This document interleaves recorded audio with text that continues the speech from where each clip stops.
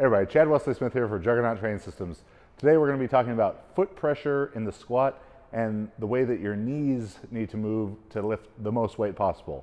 Some common misconceptions about this, and the reason I think it's important to make this video is there's been so much cueing, so many articles, videos written, which are more geared towards geared powerlifting, really talking about sitting back, putting the weight on the heels, maybe being able to wiggle your toes during the squat. But if you don't have a squat suit on, which probably the overwhelming majority of you do not, it's going to be really important that you utilize your quads to their fullest capability in the squat. And to do that, you're going to need to let the knee travel forward. It's perfectly safe, assuming you have the ankle movement to allow for that. And we've got some great videos from Dr. Quinn Hennock covering that topic more in depth. But as long as you have the ankle movement to allow for your entire foot to stay flat on the ground, so your heels aren't coming off the ground, it's going to be perfectly safe for your knee, and it's also going to put your legs in the best position to use your quads to their maximum capability below parallel and a few inches above parallel on the way out of the hole, where the quads are best suited to work and the hamstrings aren't in a great position to apply force to the bar.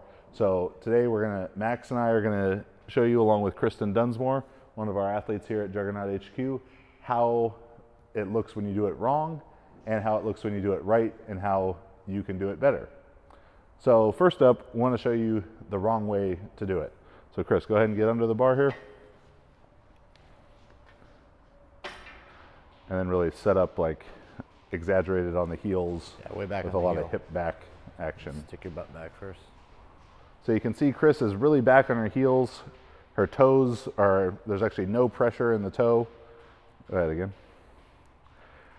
Just keeping a pretty vertical shin position. And obviously with no weight on the bar, it's not going to be quite as drastic as it is in some of these other videos we're going to show you. So with the pressure back on the heel here, go ahead and squat down again. The knee staying back, back, back. It's very hard for the quads to get involved in this lowest position in the squat where they're best suited to work. What that's often going to lead to is, one, maybe it's hard to hit depth because you're adding length to the hamstring right off the bat by sitting back and keeping the weight on your heels. So it may cause some balance issues, some stability issues in the hole. And then, as we mentioned, in this lowest joint angle below parallel, the hamstring is not well suited to extend the knee. The quads can do a really good job of that. But if I'm way back here, now my quads can't get involved nearly as much and my hamstrings can't really do the job. So a lot of times that's when you'll see people who are squatting where their hips rise early.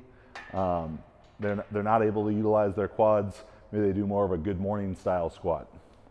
So in order to do it right, in order to actually use your quadriceps and set yourself up so that at the bottom of the squat you have the best use of your quadriceps, we want to start the squat by descending with our weight in the middle of our foot. So if Kristen takes the bar out again. Instead of setting up with her body weight far, far back on her heels, she's going to bring her body weight forward so it sits basically directly in front of the shin, not much further than that. She's going to apply downward pressure through her toe, through her big toe into the floor, and equal pressure into her heel. So the pressure of the bar and her body is sitting right in the middle of her foot, right in front of her shin. From here, she's going to break at the knee and squat down. As she gets to the bottom, so come down again. She's going to come down. She's going to try and keep her knee over her toe as long as she can coming out of the hole. So she's going to push through this the motion so that her quadriceps are doing the primary action here, are doing most of the work out of the bottom. This is where they're best suited to work in the squat. Right out of the hole and a few inches above parallel. So the most common problem that we're going to see here is as Chris squats down, even if someone's doing a good job of keeping their knee forward in the hole and has the foot pressure in the right spot, as soon as she comes out of the hole, it would be the knee shifting back and the hips rising up early. Just go like the first 2 inches for me. So as the knees shift back and the hips rise early, she gets into a bit more of this good morning position. And this is still a joint angle where the quads are going to be able to really be the primary mover of the lift. But now with the knees shifted back, the weight's shifting more to the hamstrings, but the hamstrings aren't suited to work as well in that position. You can see in this other example video how this happens to me and it happens to Max, as both more quad dominant, relatively strong leg, weak back squatters. As we hit the hole, our knee shifts back, our hips rise early, and the lift comes to a very sudden stop. And you can learn more about this in our video about assessing leg versus back strength to know if you're a strong leg, weak back, or strong back, weak leg squatter. But this is going to be the very common problem, is the loss of proper foot pressure and knee position. So as you come out of the hole, it's about trying to keep the knee in its most forward position for as long as possible.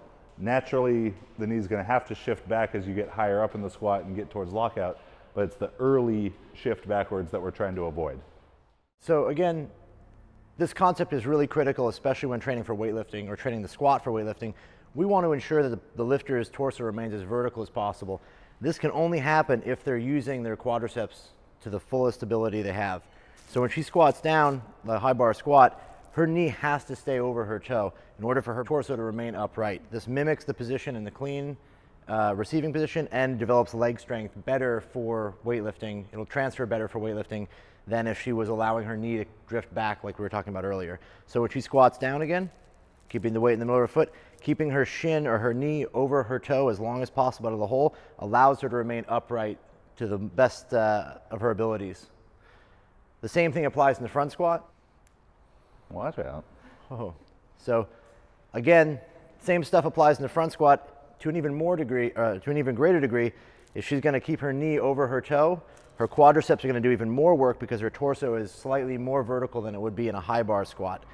And again, same mechanics. She's going to bend her knee, keep her knee over her toe as long as possible to allow herself to use her quadriceps to the best of their abilities in the beginning portion of the squat, out of the hole through past parallel.